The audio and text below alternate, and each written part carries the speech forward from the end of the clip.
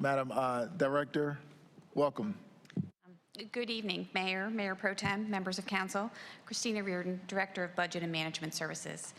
Tonight is the second of two public hearings on the development of the fiscal year 2025-26 budget and the fiscal year 2026-31 capital improvement plan. As a reminder, the city manager proposed budget was presented on Monday, May 19th, and is available along with the full presentation on the city's website. Since that presentation, council has held two budget work sessions. The proposed tax rate for FY 25-26 is 43.71 cents per $100 of assessed value. And as a reminder, this is 15.91 cents lower than the current tax rate of 59.62 cents and 5.48 cents higher than the revenue neutral rate of 38.23 cents. All public hearing requirements have been fulfilled with this item, and budget staff are here this evening to listen and record all public comments as part of the city's commitment to community input. The final adoption of the budget is scheduled for Monday, June 16th.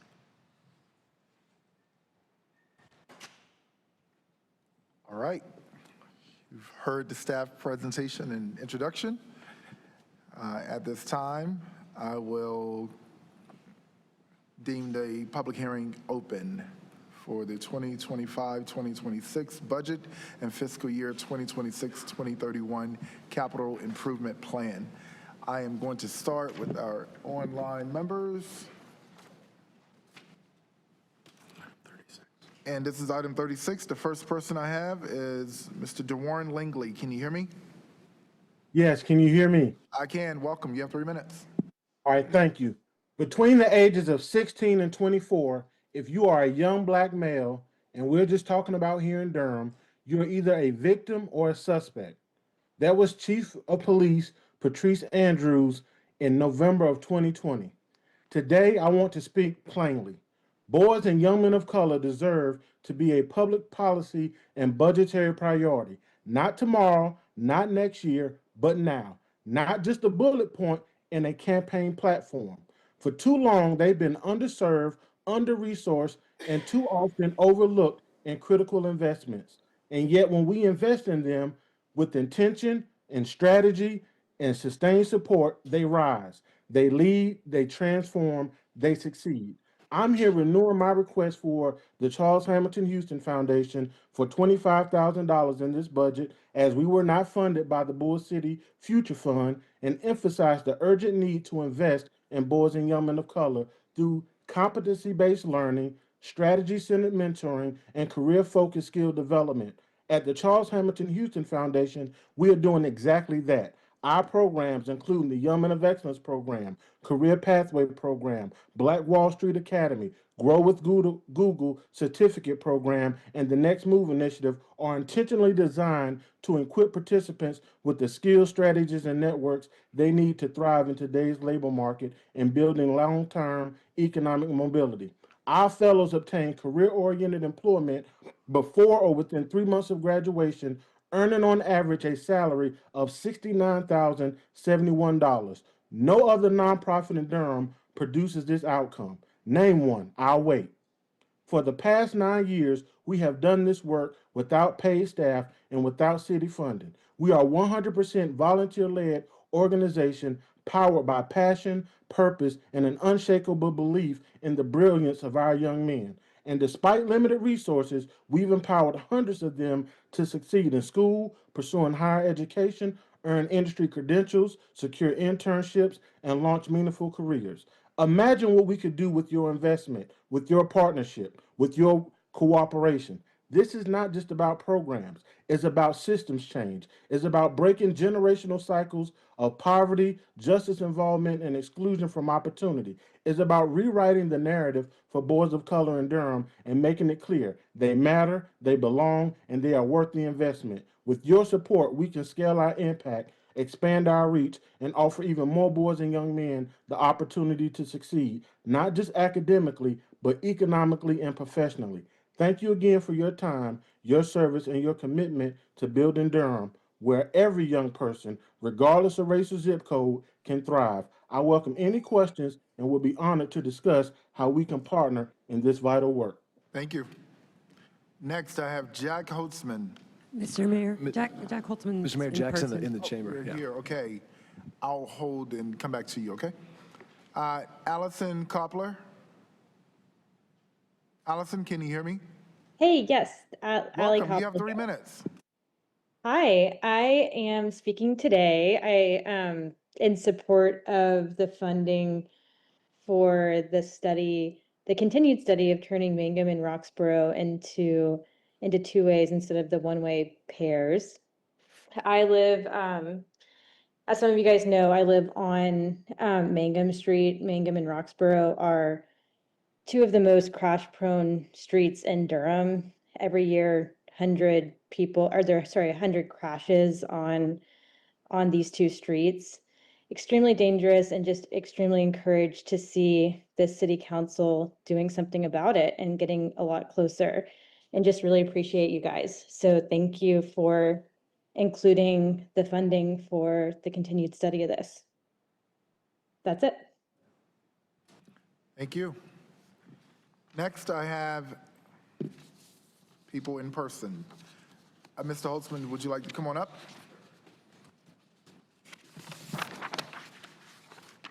Thank you. Welcome, you have 3 minutes. Thank you. Mayor Williams, Mayor Pro Tem, and members of the City Council.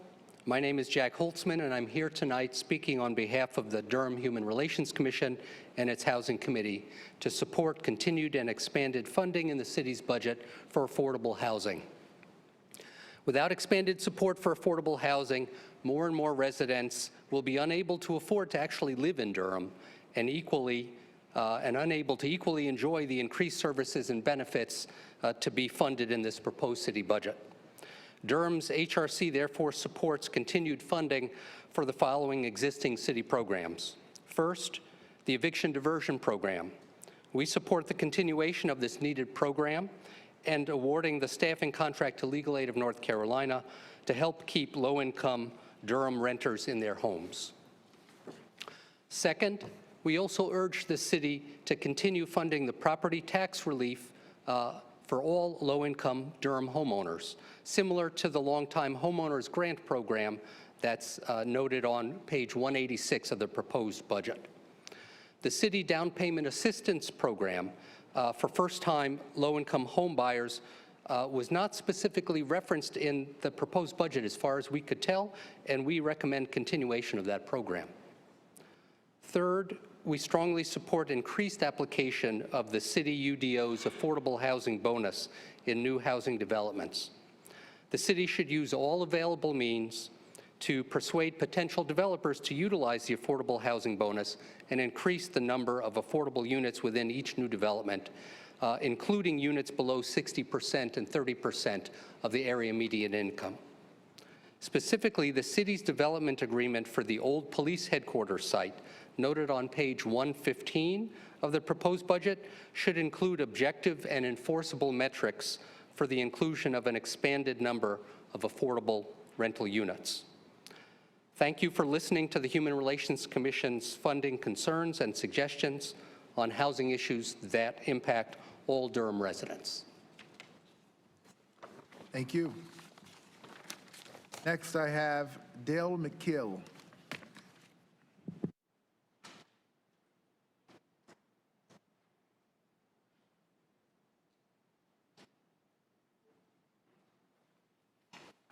Welcome, you have 3 minutes, and after you will be Gregory Williams. Good evening. My name is Dale McKeel, and the Recreation Advisory Commission and the Durham Open Space and Trails Commission have adopted statements and resolutions in support of keeping the half penny for trail and park maintenance at a half penny in the new budget. And I just want to thank the city manager for including that in the proposed budget, and just encourage staff to, or encourage the council to keep the half penny in the budget that you adopt. The director of the Parks and Recreation Department did a great job last week explaining their plan for how those additional funds would be used. and I think it will go a great way to improve the maintenance of our trails and parks and continue to have a great trail and park system here in the city. So thank you. Thank you. Welcome, Mr. Williams. You have 3 minutes. After you will be Mary Rose Fontana. Good evening, Honorable Mayor, Mayor Pro Tem, and City Council. This evening, I have just a few points. One, I know y'all have seen me out working very hard on preserving our fare free, and we really appreciate all the work that's gone into it. I'm here today with a copy of the printed names of our petition. This is over 700 names of individuals in our community who have supported keeping our buses fare free. And we just want to say thanks for all of the work. I have a copy of the contents of the petition for everyone as well. This policy has made Durham more accessible, more equitable for our most vulnerable members. I live in East Durham. I take the 3B in every day. I see what folks are going through, especially at Wellens Village, and I'm just very proud to be a part of that work. Nextly, we deeply appreciate the work that's gone into into funding the design for the conversion of Roxborough and Mangum. This corridor has been unsafe, especially for pedestrians and even drivers, so designing the funding is a critical first step.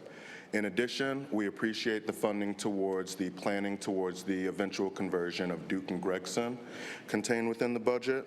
And in the same vein, I believe this is all connected to your adoption, implementation, and funding of the Vision Zero Action Plan. We're proud to see that work done and glad to stand beside it. And then I think lastly, we always want to stand in solidarity with our partners. I know the HEART program had some specific asks about being able to have full funding so that they can respond to more than just 50% of their calls and the ability to work 24/7. And so we love so many things about this budget. It would be great if we could have everything that we asked for. And just really glad to be here. Thank you all so much. Thank you. And after Mary Rose will be Chris Peristine.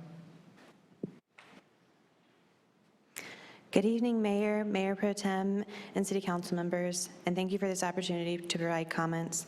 My name is Mary Rose Fontana, and I am the Chair of Durham's Bicycle and Pedestrian Advisory Commission, the Advocacy Chair of Bike Durham, and a citizen of Cook Road in Durham. I started my advocacy journey in Durham by contacting my then ward representative, Leo Williams, for traffic calming and a sidewalk on Cook Road.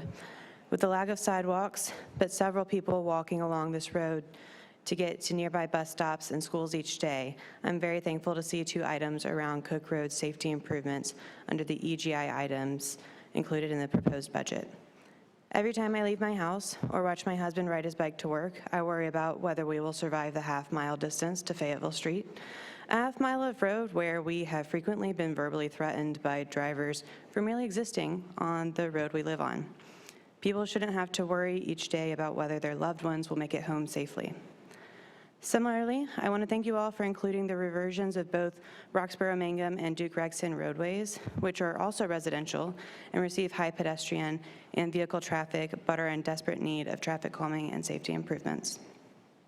A common theme in this year's budget is the prioritization of safety and improved livelihood for Durham residents.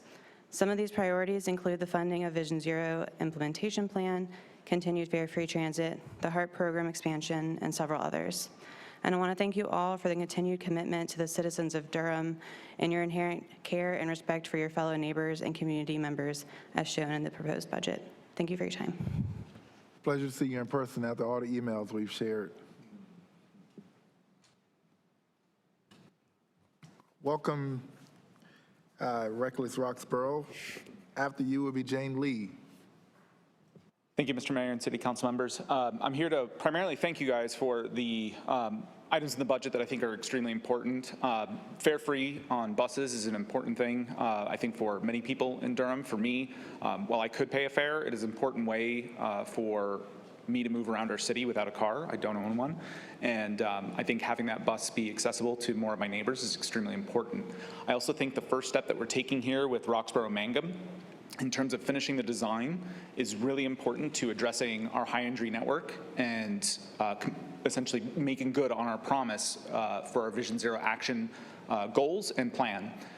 One thing I do want to say, though, is that Councilmember Freeman especially, I think, pointed out that the increased taxes are extremely burdensome for some of our neighbors. And this is something that I think we always have to keep in mind when we look at these projects. I really want to see Roxborough-Mangum addressed, but what I'm concerned about is I see $2.1 million going towards just the design. And one of the things I go to is, well, what is that? What can we get for that, right? I went and looked at the salary for a traffic engineer in the area, and it's somewhere between $70,000 to $110,000. And so if you math that out, assuming quite a bit of excess for raises and benefits, that's at least a decade of a single traffic engineer. And so then I wonder if I took that traffic engineer, hired them, stuck them in a room and said, all you're gonna do 9 to 5 is work on Roxborough-Mangum, how long would it take them to do, right? I don't know, I'm not a traffic engineer. Would it take a week? Would it take a month? Would it take 3 months? Let's say 6 months. I can't imagine it would be 6 months, but let's say it's 6 months. You still then have 9 years and 6 months of a traffic engineer working on other projects throughout our city, right? We've got Duke Gregson coming up, but we have other streets like Holloway, Cheek Road, Club, Fayetteville, MLK, that need work, and all of our residents deserve to have safe streets. So one thing that I hope you will all consider as we move forward and pass the budget process is how we can empower and hold accountable the various parts of our city council or our city departments to get more done for less. We know we're going to be facing a lot of challenges in terms of federal funding, and who knows what the economic future holds.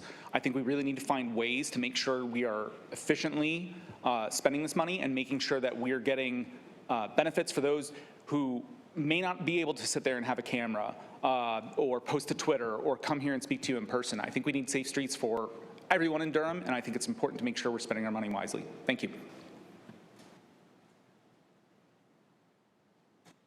Thank you. Hi. Jane. After you, Jane, will be Shanice Hamilton. Okay. Hi, all. My name is Jane Lee. I have multiple points. The riders of Go Durham, like myself, of Bus Route 9, thank you for committing to continuation of fare-free transit.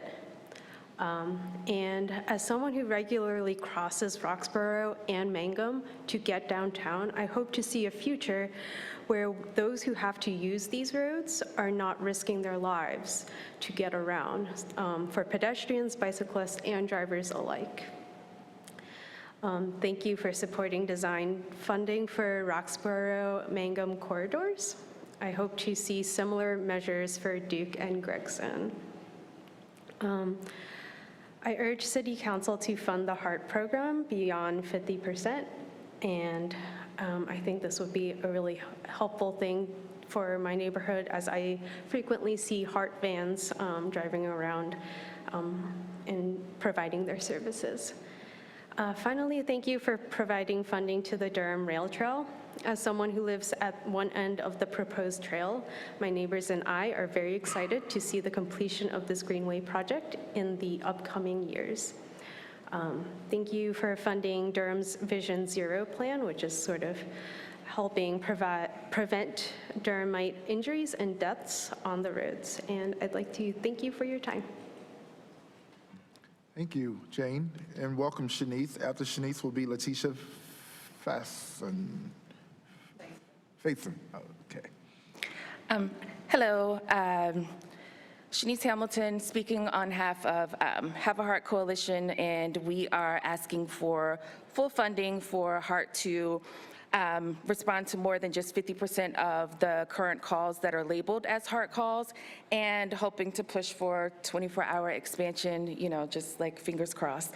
Definitely appreciate the 1.7 million that has been proposed. Also, in these times, HEART needs to continue to be a top priority.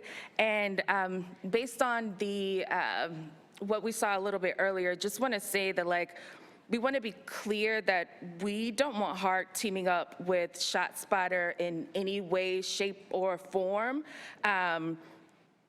HEART we don't want heart tainted like in that way. And yeah, so we want to protect it and keep it like for the community and make sure that community has access to unarmed, sit down, responders and care in this time. And like, we don't want to play with heart like that and have it connected to ShotSpotter or anything like that in any way. We are also calling for City Council to enter into a interlocal agreement with the county and school board to embed HEART teams within DPS to enhance the safety and trust of our students, reduce the risk of violence, prioritize de-escalation, and like, yeah, involving mental health, wellness, and so much more. My kid is going to the first grade next year, but my heart still stops whenever I see another school is on lockdown and then seeing our babies like with their hands up and guns drawn on them in school, and that's a complete nightmare. Expanding HEART into DPS is not the whole answer to stopping gun violence, but it's another resource to help our kids and to help eliminate the constant loss that our folks keep facing in this community. It's another intentional way to help, and it's another way to change their environment. We keep hearing, you know, everyone says publicly that they're in favor of HEART expansion, and it seems like folks are just saying that, but we can't get folks into the actual room to move this forward. And it's been like the hardest thing lately that I've been working on. And we know that it takes more than you, and we're putting in all the work that we can with our commissioners and school board and superintendent and sheriff and all of those. And so we're just asking for a little help from you all to come to the, like, to get your comrades to come to the table so that we can make this happen sooner than later, because later is not always an option. Also, please fully fund and support the budget demands of Bike Durham, keeping bus fare free, and support affordable housing for our community. Thank you. Thank you. Where am I? Letitia. After Ms. Letitia Faison, will be Wilma Oliver. Welcome. Welcome. Thank y'all for having me tonight. I am here in fully support of HEART being funded and embedded into DPS with the local agreement with the county. I'm also here as a mom to speak about gun violence. Thanks, Mr. Leo, for the funding that you have gave for the activities of the youth. We just ask that we have funds that are specifically dedicated to gun violence like you did ShotSpotters. We would like to have an average of $200,000, the same that you delegated to them. Your funds are great, but you have to have certain curriculums to get them. And I don't feel that it is fair to certain activities for youth. So we ask that you delegate a fully funded $200,000 towards gun violence as you did with ShotSpotters. And that will help to upgrade the rec centers, the parks that's been down for 2 years, investing in free parenting, substance abuse services, education and training programs, all within our low-income communities. You are giving our kids great tools, but you put them back into unhealthy environments. They go back to places that you have unrooted them and relocated them, some of which our youth are unable to live in due to the gang violence and them not being able to be on that side. This you may not know because it's inside the community, and you have to be inside the community to know that certain gang members can't go on certain sides, and that's why we're having a lot of the gun violence. But to know that is to understand being on the streets. So for me, we ask that you not only make Durham great again, but make the people inside of Durham great again. We are appreciative of the tourists that will be coming as we build Durham, but we also want you to keep in mind that our community and our city is in fight and flight mode and survival mode, and bringing more people, tourists, to our community of people who are hungry and going without will cause more violence inside of our communities. Thanks. Thank you. Next up is Ms. Wilma Oliver, and followed by her will be Antoinette Halls.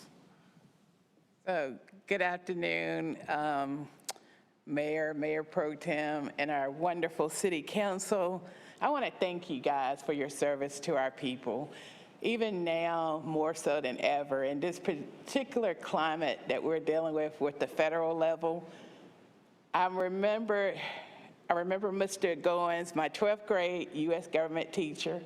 He said, don't ever forget the impact that your local government officials have on the community. So thank you for all of your service. And even as I'm sitting here tonight, I kind of am altering my speech a little bit because I'm hearing all of these wonderful people speak. And I know the heart of many of you guys because I've had a chance to interact with you, and you truly have the desire to help the community. But now I need to speak on behalf of the city government employees, the ones that are actually the boots on the ground. We serve this community because we love this community. However, many of my coworkers drive quite a bit because they say they can't afford to live in the city of Durham. And one of the things we've seen is that housing prices, like they said, 71.6% increase. Nobody's salary has increased 71.6%. So I'm just asking that you guys really dig deep to see what you can do to help the city of Durham employees, because this inflation is increasing so much faster than our pay. But yet I see and I hear the folks in this community, and we love our neighbors, all of them. And so I know it's not an easy task, but I'm just speaking for the folks that actually show up every day, boots on the ground to serve because we love this community. Thank you. Thank you so much. Antoinette Halls? All right, well, that's my last speaker. Yep, that's the last one. So at this time, I will declare the public hearing closed and back before the council. All right, council. This was a public hearing, and I remember we were here last year. It was like, do you do comments? Do you not? All right. It's back before the council. If there are no comments, then I will move us to. Yeah, it's just a public hearing. Okay. Yes. I just wanted to acknowledge Ms. Burris was here from PAC 5. I did forget her with the proclamation on the, goodness, I'm sorry, I just slipped my mind. Preparedness Week, Emergency Preparedness Week, and I just didn't want to miss because she was here. She was a little late, and she missed the opportunity to be here to speak. I just want to say thank you for Mr. Chavis and Ms. Burris pulling that together, and thank you, that's all. All right. Well, no more comments. I thank you all for the work tonight. The time is 8:45. We are adjourned.